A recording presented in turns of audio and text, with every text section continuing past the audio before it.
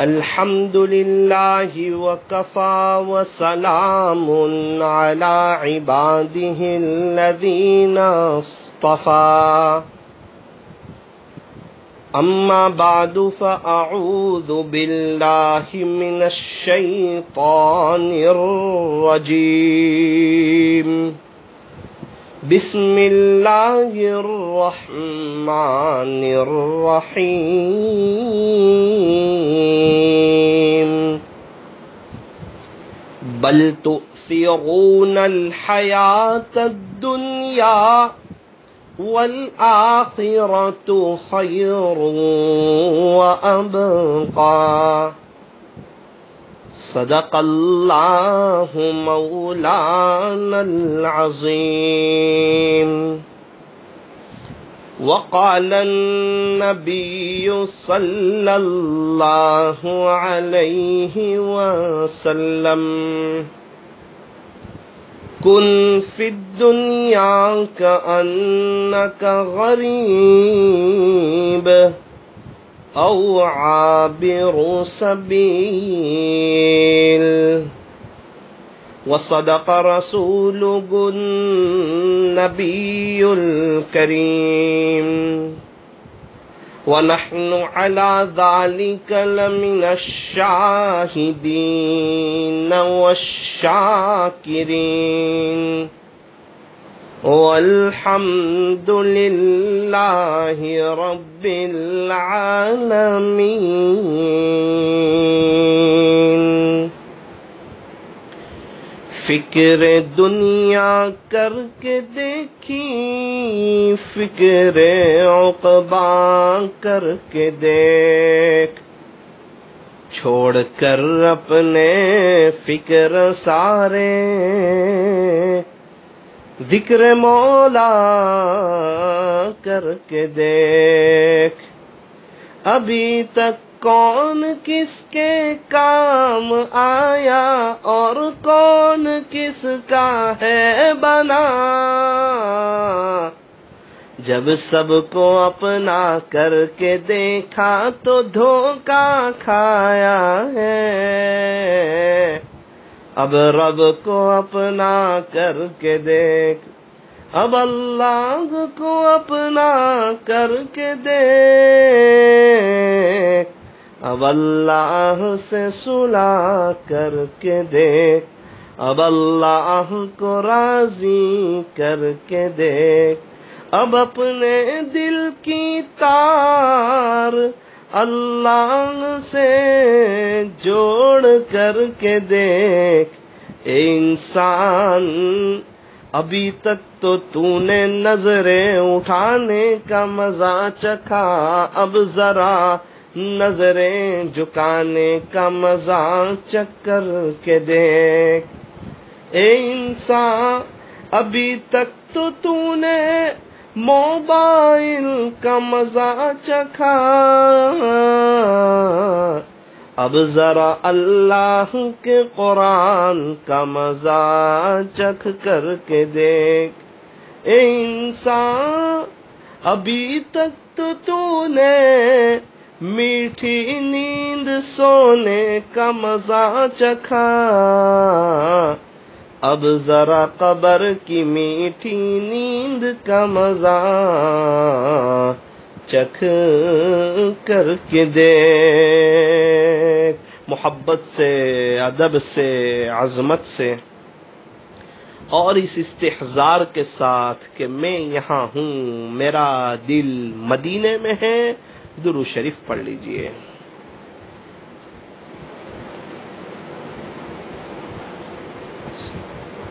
اللہ تبارک و تعالی ہمارے درود شریف پڑھنے کو قبول فرمائے اور اللہ تعالی ہمیں موت تک کثرت سے ادب سے عظمت سے اور اس استحضار کے ساتھ کہ میں یہاں ہوں میرا دل مدینے میں ہے اللہ ہمیں درود شریف پڑھتے رہنے کی توفیق اور سعادت نصیب فرمائے بزرگان محترم، معزز علماء کرام، عزیز نوجوانوں اور میری محترم دینی ماؤں اور بہنوں، کسی نے کیا خوب فرمایا کہ فکر دنیا کر کے دیکھی، فکر عقبا کر کے دیکھ، فکر دنیا کر کے دیکھی۔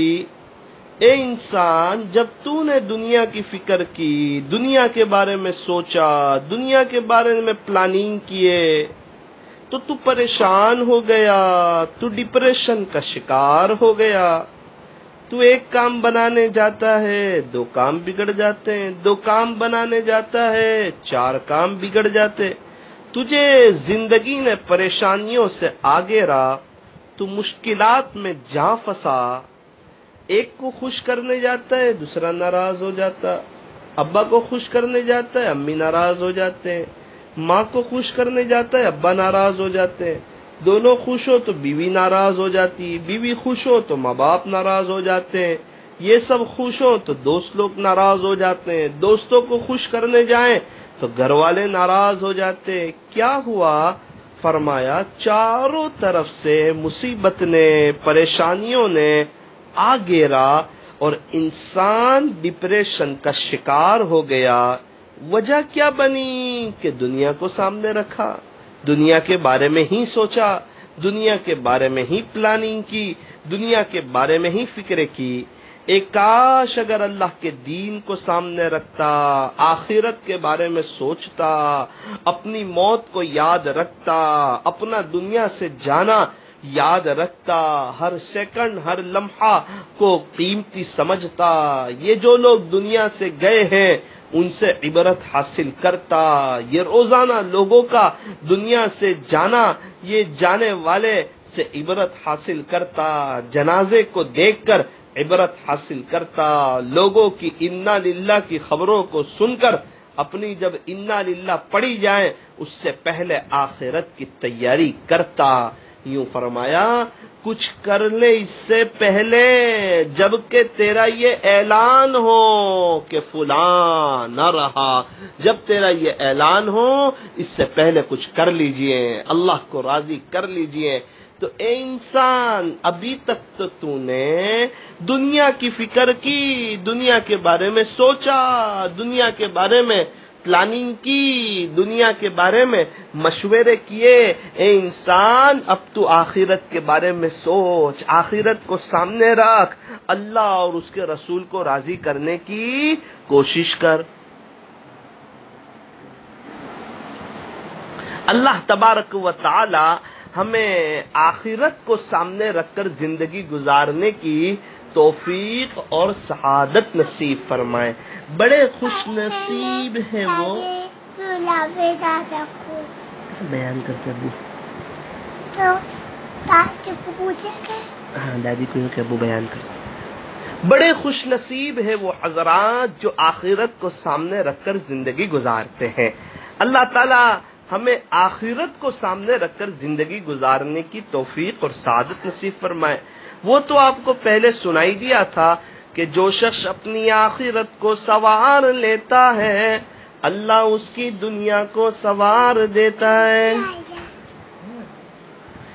جو شخص اپنے اعمال کو سنوار لیتا ہے اللہ اس کے حالات کو سنوار دیتا ہے، اور جو شخص اللہ سے صلح کر لیتا ہے اللہ اس کے اور مخلوق کے درمیان صلح کر دیتا ہے۔ 2 چیزیں زندگی میں کبھی بھی نہیں چھوڑنی چاہیے۔ ایک اللہ کا ڈر، اللہ کا ڈر اتنا ہو کہ ہم گناہوں سے بچ جائیں، اللہ کا خوف۔ وَلِمَنْ خَافَ مَقَامَ رَبِّهِ جَنَّتَانِ فَبِأَيِّ آلَاءِ رَبِّكُمَا تُكَذِّبَانِ۔ اللہ تعالی ہمیں اپنا خوف نصیب فرمائے۔ وَأَمَّا مَنْ خَافَ مَقَامَ رَبِّهِ، اور جو شخص اپنے پروردگار کے سامنے کھڑا ہونے سے ڈرا۔ وَنَهَى النَّفْسَ عَنِ الْهَوَىٰ، خلاصہ یہ ہے کہ اپنے نفس کو خواہشات میں پڑنے سے روک لیا. فَإِنَّ الْجَنَّةَ هِيَ الْمَأْوَىٰ، پس بے شک اس کے لیے ٹھکانہ جنت ہے. ایک بزرگ فرمایا کرتے تھے کہ جنت 2 قدم ہے. کسی نے کہا کہ حضرت جنت 2 قدم ہے، اس کا کیا مطلب ہے؟ تو فرمایا کہ تو اپنا پہلا قدم اپنے نفس پر رکھ لے، تیرا دوسرا قدم جنت میں پہنچ جائے گا. نفس کو کنٹرول کرنا یہ کامیابی کی کنجی ہے. اکثر کتابوں میں لکھا ہوتا ہے نفس مارنا. اس سے مراد کسی انسان کو مارنا نہیں ہوتا، بلکہ انسان کے اندر میں جو ہوتی ہے وہ مارنی ہوتی ہے، حتیٰ کہ انسان کی پسندیدہ چیزیں وہی بن جائیں جن کو شریعت نے پسند کیا ہے. یہ چیز کثرت ذکر سے نصیب ہوتی ہے، صحبت اولیاء اللہ سے نصیب ہوتی ہے. اللہ والوں کی صحبت بہت بڑی نعمت ہے. ایک بزرگ فرمایا کرتے تھے سبزی ملتی ہے سبزی والوں کے پاس، لوہا ملتا ہے لوہے والوں کے پاس، کپڑا ملتا ہے کپڑے والوں کے پاس، اسی طرح اللہ ملتا ہے اللہ والوں کے پاس. انشاءاللہ اللہ ملتا ہے اللہ والوں کے پاس. اللہ والوں کی نگاہوں کی تاثیر عجیب ہوتی ہے. فرمایا نگاہ ولی میں وہ تاثیر دیکھی، بدلتی ہزاروں کی تقدیر دیکھی. کیا کہنے اللہ والوں کے کہ انہیں دیکھ کے اللہ یاد آتا ہے. کسی کو دیکھ کے کپڑے کی دکان یاد آتی، کسی کو دیکھ کے جوتے کی دکان یاد آتی، کسی کو دیکھ کے موبائل کی دکان یاد آتی، کسی کو دیکھ کے چائے کی دکان یاد آتی، کسی کو دیکھ کے چشمے کی دکان یاد آتی. کچھ حضرات ایسے خوش نصیب ہیں کہ انہیں دیکھ کے اللہ کی یاد آتی ہے. الذین اذا رؤوا ذکر اللہ، وہ لوگ جنہیں دیکھو تو اللہ یاد آئے. گویا وہ اس آیت کریمہ کے مصداق ہوتے ہیں ان کی زندگی. قل ان صلاتی ونسکی ومحیای ومماتی للہ رب العالمین. یوں سمجھیے کہ وہ اس آیت کریمہ پر عمل کرنے کی پوری کوشش کرتے ہیں، ہمارے نبی علیہ السلام کی نقل اتارنے کی کوشش کرتے ہیں. اللہ تبارک و تعالی ہمیں دین کی سمجھ عطا فرمائیں، دین کا فہم عطا فرمائیں. ہمارے لیے جس اللہ والے سے جڑنا آسان ہو، اللہ ہمیں اس سے جڑ کر سلوک کی ساری منزلیں طے کرنے کی اور اللہ کی یاد میں زندگی بسر کرنے کی اللہ ہمیں توفیق اور سعادت نصیب فرمائے. اللہ کی یاد میں رہنا بہت بڑی نعمت ہے، یہ اللہ والوں سے سیکھنا چاہیے. فرمایا ذکر خدا میں ہر دم رہنا سب کے بس کی بات نہیں، خواہش نفس سے بچتے رہنا سب کے بس کی بات نہیں. پھر کیا کریں اگر ہم چاہتے ہوں کہ ہم ہر وقت اللہ کی یاد میں رہیں، ہم خواہشات نفسانی سے بچتے رہیں؟ فرمایا اللہ والوں کی صحبت اٹھائیے، جو ہر وقت اللہ کی یاد میں رہنے والے ہیں ان سے تعلق رکھیے، اور جو ہر وقت گناہوں سے بچنا چاہتے ہیں، بچنے کی کوشش کرتے ہیں، ان کے ساتھ رہیے. ان کی برکت سے گناہوں سے بچنے کی توفیق بھی ہو جائے گی اور اللہ کی یاد کی توفیق بھی ہو جائے گی. اللہ کی یاد بہت بڑی چیز ہے. اللہ کی یاد سے دلوں کو اطمینان نصیب ہوتا ہے، دلوں کو اطمینان نصیب ہوتا ہے. ساری دنیا سکون کی تلاش میں، اور سکون اللہ کی یاد میں. ہم جہاں سکون تلاش کر رہے ہیں وہاں ہے نہیں، اور جہاں ہے وہاں ہم تلاش کر رہے نہیں. بھئی سکون کہاں؟ فرمایا اللہ کی یاد میں. تو ہم تو اس کو تلاش کر رہے ہیں اے سی میں، بنگلوں میں، کار میں، مکان میں، چیزوں میں، پیسوں میں، خوبصورتی میں. اور سکون ہے اللہ کی یاد میں، ہے کہیں اور ہم تلاش کر رہے ہیں کہیں اور. ہمیں چاہیے کہ ہم توبہ کریں، غفلت سے بچیں، موبائل کے بیجا استعمال سے بچیں، غفلتوں سے بچیں، اور جو ہیں اپنے ہاتھ میں تسبیح لے لیں، تسبیح کو تھام لیں. دو چیز تو ہمارے پاس ہر وقت ہونی چاہیے، ایک تسبیح اور دوسرا مسواک. مومن کو چاہیے کہ دو چیز ہمیشہ اپنے پاس رکھے. اس بات کو ذرا یاد رکھیے، نوٹ کیجئے، مسواک کا اہتمام کیجئے. جب ہم مسواک کی سنت پر عمل کریں گے اللہ ہم سے خوش ہو جائیں گے. وضو میں مسواک کا اہتمام کیجئے. اللہ تبارک و تعالی ہمیں اپنے پاس مسواک رکھنے کی اور تسبیح رکھنے کی اللہ ہمیں توفیق اور سعادت نصیب فرمائے.